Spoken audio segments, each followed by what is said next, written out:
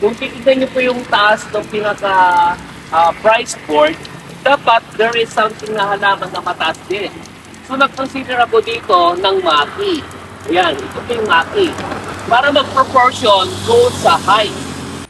Welcome to my YouTube channel, Gaylord, your garden buddy.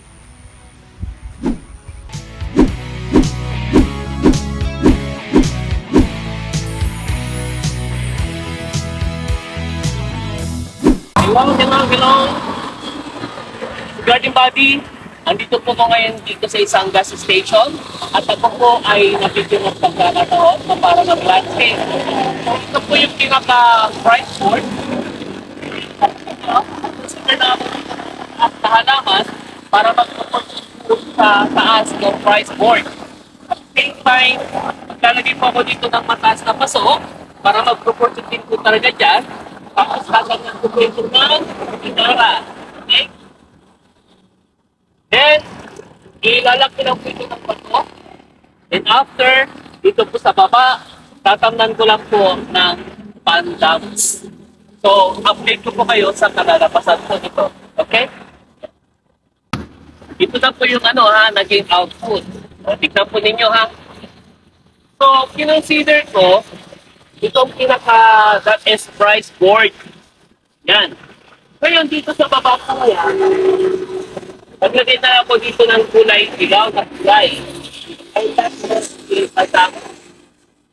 Ano dito doon? Hindi po ako naglagay dito eh. Kasi, bantang uli, hindi rin po magiging masigda yung halaman. Ngayon, somewhere here, kung titignan niyo po yung taas ng pinaka price board, dapat there is something na halaman na mataas din. So nag-consider ako dito ng maki. Yan, ito yung maki. Para mag-proportion doon sa height. Then, right here, kasi nga po, ito is semicircle, no? Naglagay kasi ako dito ng mataas na paso. Ang purpose ko naman dito kasi bakit mataas na paso, para medyo mag-jive pa rin doon sa taas ng price board. Kapag maglalagay kasi ako ng medyo mababa, hindi po siya ganun magpo-proportion. Nagigets po ibig kong sabihin.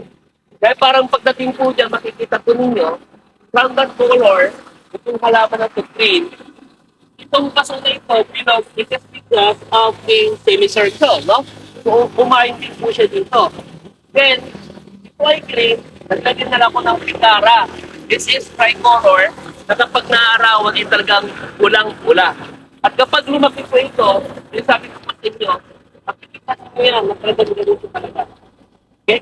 Ngayon dito, this is gray, black. Naglagay ako dito ng Coke and tea, yan, sa part na ito.